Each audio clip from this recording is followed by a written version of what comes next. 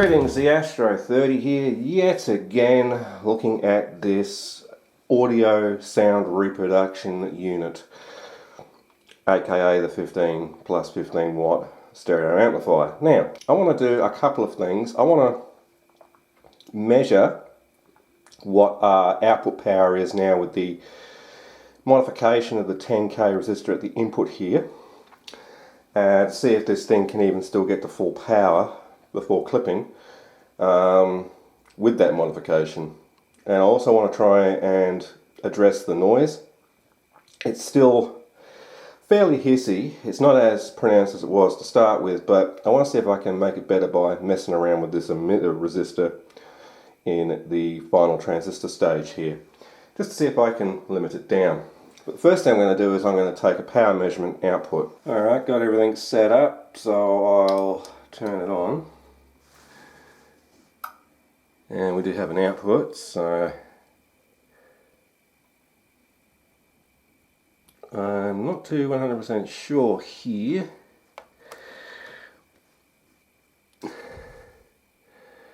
Well, I can get to 27 odd volt peak to peak, so that is full power for all intents and purposes.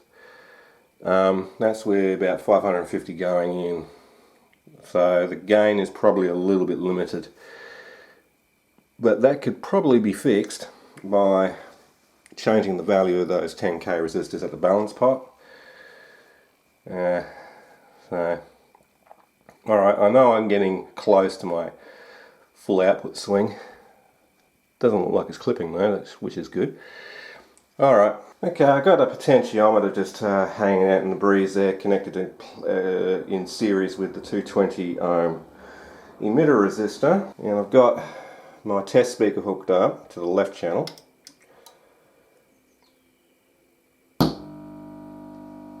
Okay, that's expected to have a bit of noise, but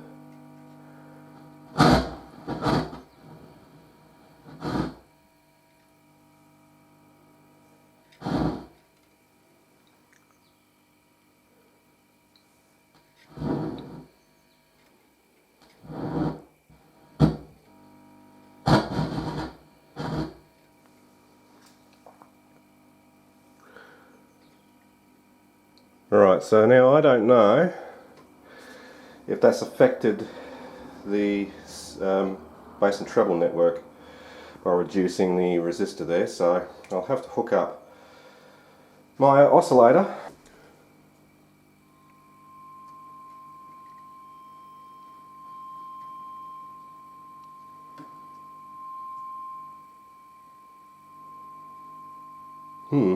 Okay.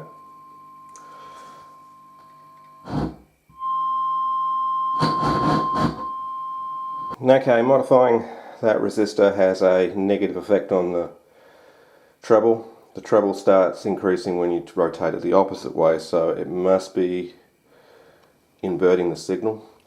So anyway, there's not much I can do about the noise. It has to stay noisy. What can I do except redesign it, and I don't want to. So right, the only thing I haven't done with this amplifier or this preamplifier is done a frequency response test, so that's what I'm going to do now. I've got the oscilloscope jerry-rigged into the output cable there. Just want to make sure it doesn't short on anything. Turn the power on, give it some volume. Right, we have an output signal, so I'll just reduce this and possibly move the if I can, the zero line so that the waveform is roughly in the center of the screen, and that way I can get the peaks to roughly touch 2 graticoules up and 2 graticoules down, so it's even. So we've got about 4 volt there, so I know that much. Now the bass and treble controls are at their flat positional center. So with this in mind, I will modify my oscillator, but I'll also make sure that I'm on my time-based selection. Right, so I'm going down in frequency.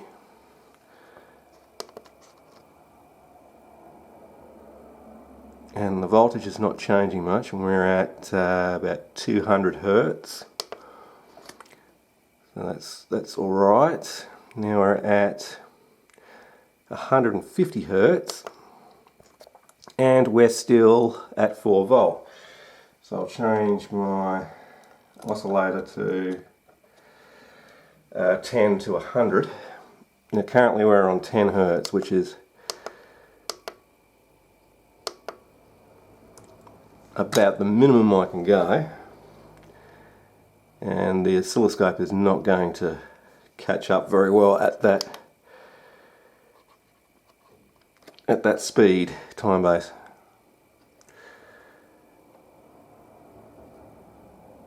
Alright, so we're at 10 Hertz there. Right, and we've got a little bit of a voltage drop. So I'll bring it up to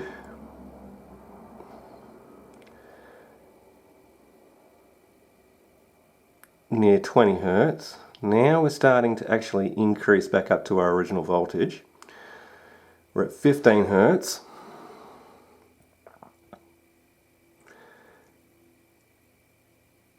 I want to say around about there. So we can easily put out 16 Hertz. Now as for the top end of the scale, let me go to 3 kilohertz range. I'll adjust my time base again.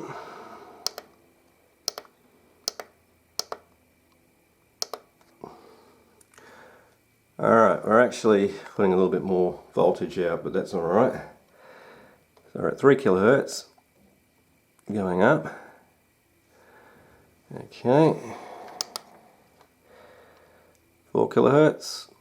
We're not rolling off that much.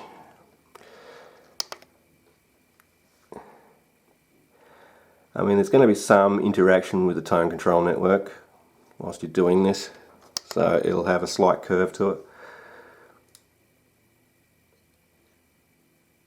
Okay, it easily gets to 20 Hertz and only rolls off a little bit, not by much, by about 300 millivolt or so. It starts rolling off around about the 10 kilohertz mark. So we know roughly where our frequency response is. I've got the power supply module out because I want to change that 1 watt resistor to a 2 watt one, just to limit the heat down. And I also want to modify this 1.8k resistor, which goes to the front LED. That's about 1.3k, so it makes the LED just a little bit brighter. I can see that the heat has started affecting the solder joints here too. That one's starting to look a little bit dry. Okay, so that's the power supply module modified. So now I can put that back in the case and turn it on and see if it still works. Alright, power supply module is back in. Now this is either going to work or it's going to go poof. So turn it on. The LED's a little bit brighter. Relay still works. And I'll just touch the top of that resistor. It is getting slightly warm under my finger.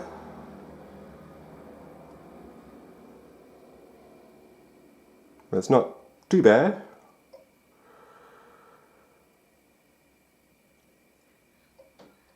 Alright, so that still works, which is good.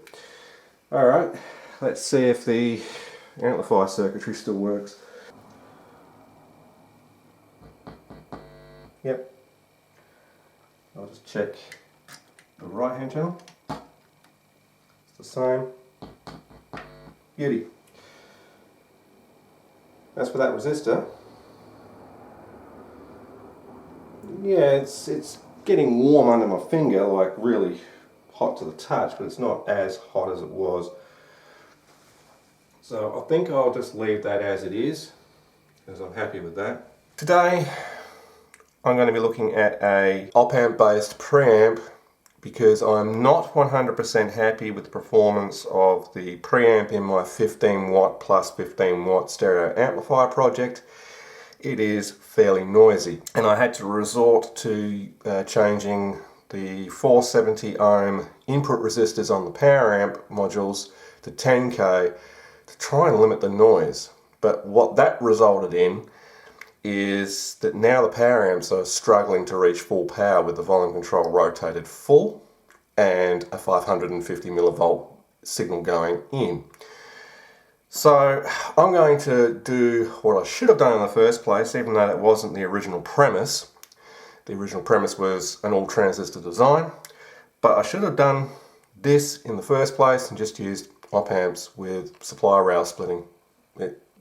It's been done before and it works fine. So taking a quick look at the circuit here, the input front end is the same as the one that's currently in the amplifier. You got the, well, this is marked as 100k, it's actually 50k logarithmic volume pot with a blocking capacitor here. There should be a resistor here at the input to set the impedance. In the preamp that's in there, it's 1 mega ohm. That might be slightly too high. I may change it to 100k, I'm not so sure yet. Anyhow, that goes through this 10k resistor, which in the final design I might change to 1k, so I'm not limiting the gain at the input stage. Through this 100k linear pot, which is our balance, the center goes to ground, going through another blocking capacitor into the non-inverting input of this LM833N dual op amp IC. Now the reason I'm using an LM833N is because they're designed as a low noise, hi-fi grade audio IC. So they're about $2.90 or $3.90 I think it is from JCar each, or $3.50, I can't remember offhand now, I've lost the receipt. But they're quite expensive for an op amp compared to the TL07 II. But yeah, it is what it is.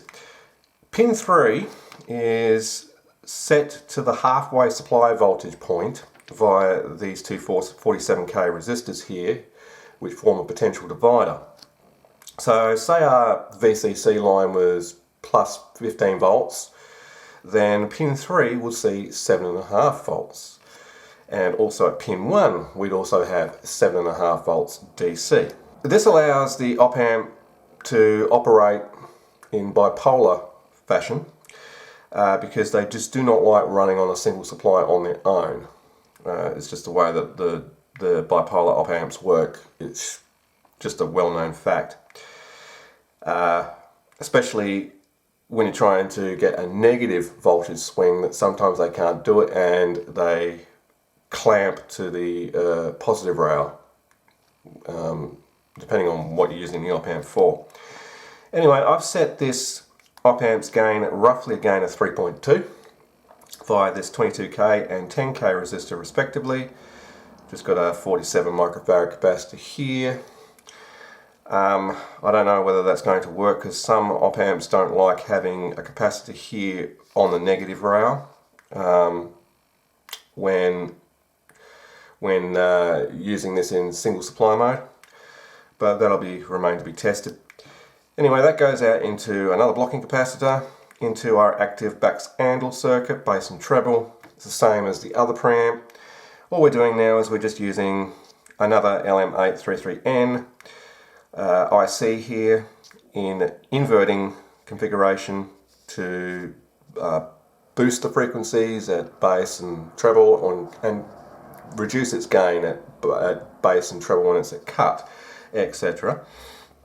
And a 39 picofarad capacitor here just to keep the op amp stable. Now you notice on pin 3 here I got this arrow saying V bias.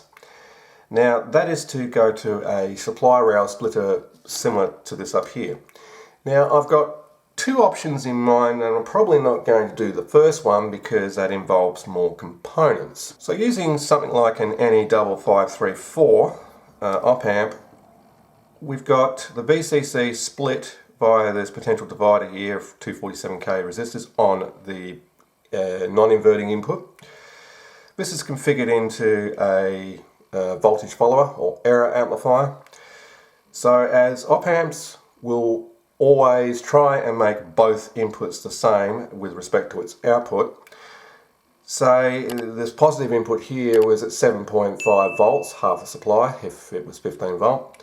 This input would also be at 7.5 volts, and therefore so will the output, and that'll give us our V bias line. However, I can just do something as simple as using just two resistors and then take the center point here off to each V bias point of the second op amp. That is, pins 3 and pin 5, I believe, have to go to ground. And because they go to the same point in a bipolar circuit, I see no reason why we can't just use two resistors and make both channels go to the same point. We would have an issue trying to do it here because you would basically shorting the two inputs together using the op amp method, unless you put a resistor,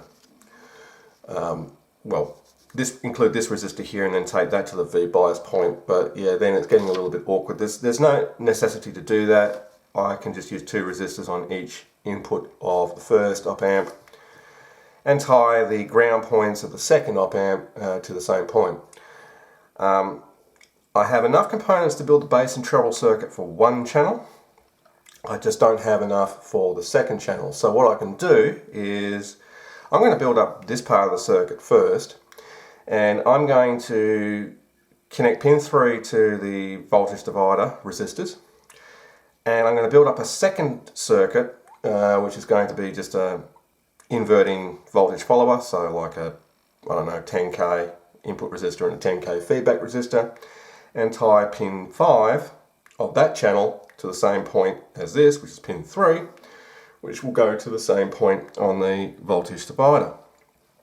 And just see that they don't interfere with each other. They shouldn't, because, as I said, this pin here, when it's operating in bipolar mode, usually is connected to the halfway voltage point or ground, and pin 4 is connected to the negative side of the supply, which is 7.5 volts different at this point.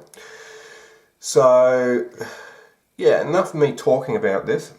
As I said, I'm going to build this part up first, stick it on an oscilloscope, check it out, build up the second stage. And the reason why I want to have a V bias point here is I want to save component count, because I could, for all intents and purposes, on both channels just use two resistors as a divider for each of these non-inverting inputs, but that's an extra two resistors. And using the op amp to provide the halfway supply voltage point is an extra op amp that, well, takes up space on the PCB and doesn't really need to be there for all intents and purposes. So yeah, let me get this built up on breadboard into an oscilloscope, and we'll just see how this operates, if it operates correctly. Then I'll connect the output to the input of a power amplifier on that stereo amp project over in the corner, and see if the noise is a hell of a lot less than what the transistor version is doing. Well, I've got the active backsandle circuit built, and I've also got the other simple voltage follower inverting amplifier built up on the other side. And there's no power yet, but we're currently getting an output. I really need to change my scope to ×1. So it says 5 volt, but it'd be more like 500 millivolts. So it's basically what's coming off the oscillator going back out to the oscilloscope. Right, change that to ×1. That's just how an inverting op amp works. The signal's going to pass through it even when there's no power. But if I turn the power on, which is set to 15 volt, well, not much has changed. But if I rotate some pots, still nothing much has changed. So I don't know if this is actually getting power. Is this getting power? Well, I suppose I should really measure some voltages. Yeah, currently we're not getting any power, so not to the circuit anyway. I don't know whether the power supply is faulty or so, but I'm measuring directly at the output of the power supply, and it appears to have no voltage. So I see why, because because that's not connected to anything. There we go, I've got 15 volt. So if I measure at the center point of these two resistors here, the 47Ks, we should have half the supply voltage there. So I'll just move my negative multimeter probe to the resistor junction. We indeed have 7.5 volt there, so I know that that pin is being biased at the 7.5 volt halfway supply voltage point. Now, as per the operation of the circuit, there we go. A bit noisy because of the wiring, but if I rotate the treble pot, it decreases and increases, and I've got to try and do this without touching exposed wires. But just the base pot, yeah, we get some change at 1 kilohertz. I forgot to put the 39 picofarad capacitor in, so I might just do that now. But I can see that that circuit is working. But what I want to see is, because this is connected to the same point on pin 3 and pin 5, I just want to see with the output, because I've built the other side up, as I said, I just want to see if we get any signal pass through on the other channel. No, we do not. It is completely dead. So if I touch, well, that's not going to work because that's actually the input. If I actually go to the output where it should be, it's DC coupled, but it doesn't matter. No, there's nothing there. If I touch the capacitor, we get some noise. So I know that that channel is working, and I can verify that by connecting my oscillator to that channel. And there we go, we've got a signal. So yes, I can ground the op amps at the same points without it affecting the other channel, which would make sense because both pin 3 and 5 go to the ground point.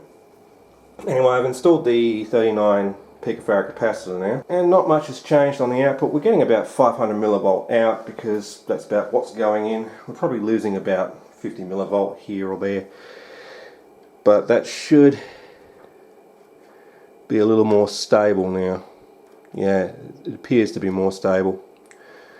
So the next thing to do would be to connect this up to a channel of the amplifier and see if it's making any noise. Now, there's going to be circuit noise here because of all the exposed wiring and stuff, but it should be a lot quieter than the transistor preamp that's in there. It's just that I've got no room now to put things. I'd have to clean up, remove the oscilloscope, the oscillator for this test. Well, really I should build the preamp section first, the input side. Right, well, I thought it would be a better idea to, build up the input stage first, because if there's no point connecting this to the power amplifier yet without this stage in to see if we're going to get accumulated noise, if that makes any sense. So I've got that hooked up, as messy as it is. There's no balance or volume control, so I'll turn the supply on and see if we've got an output. We do, and it's clipped to buggery. Okay, that's a bit better. We're pushing 2.37 volt out at 500 millivolt in. I actually used a 5K6 resistor here in the gain set resistor. It was the first I found, and actually it's less than what I had, which was 10K. Okay, well, maybe that was a bad choice, but at least I know that the 47 microfarad capacitor is working fine in that configuration. However, I might change that 5K6 to what it should be, which is a 10K. Right, the 10K resistor is in now, and we're getting actually an output voltage of 1.56 roughly, peak to peak. So if I do the math on that, we have roughly 1.56 coming out. We divide that by what's going in, which is roughly 510. Yeah, that is a gain of roughly 3. So for all intents and purposes, that's about right. So now what we're going to do is I'm going to include a volume control, a balance control in this final circuit here, and well, so we got some control over the volume, not specifically so much the balance, but once I've tested that, make sure that all works fine. Then I'll connect it up to the power amp. I'll probably connect it to the 24 volt regulated supply coming off the preamp that's in the amplifier at the moment, because that's the final voltage it's going to run on. And we'll just see if it plays nice with the power amps. Okay, I've got the pots wired. I've wired the 10k resistor between this pot and the balance pot for all intents and purposes. Output goes off to the circuit, and then there's a ground. I'll turn the supply on, and we don't appear to have any output now.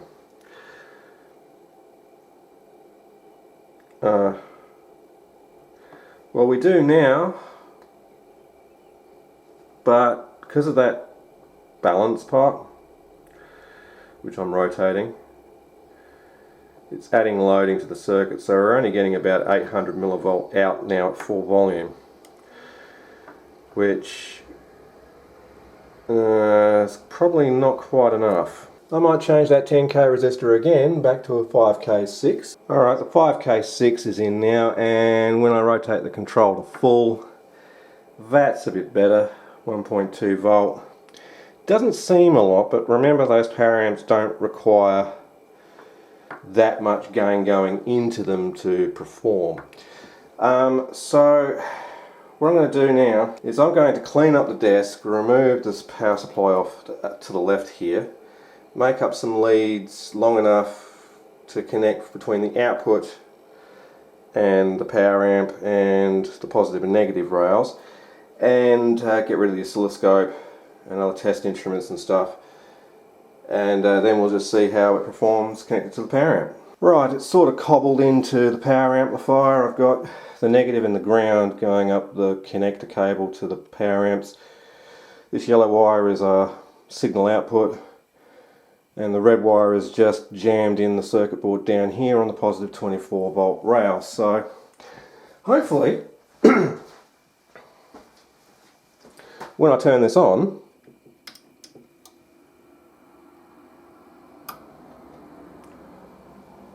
right, well, I can hear it doing something. There is a buzz there.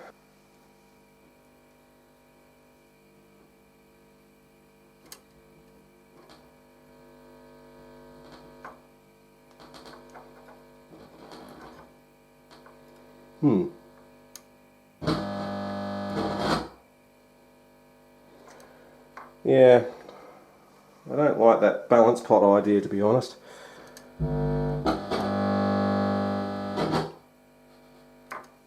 It could be my grounding. Hang on a minute.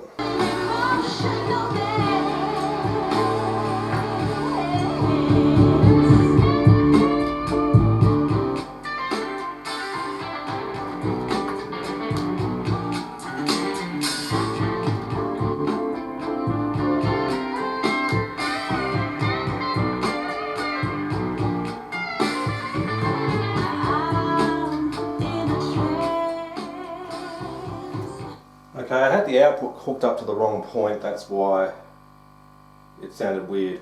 Okay, so that was a failed experiment. The op-amp version was just as noisy, if not worse, when I changed the 10k resistor on the power amp to a 470 ohm. So it's led me to believe that because the power amp doesn't have a proper input stage, it's susceptible to noise.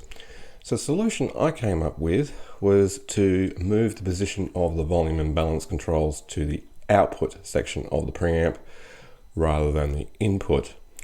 And I tested this off camera by wiring up the balance and volume control at the output of the preamp to the input of the power amp, and it proved, well, to be a lot better. And so what I have also done is I've changed the 10k resistors at the input, which was where the balance control was, to 1k, so we've still got some form of stopper resistor. That goes directly into our input stage here. The output is then fed off back into here, and then comes out this connector here.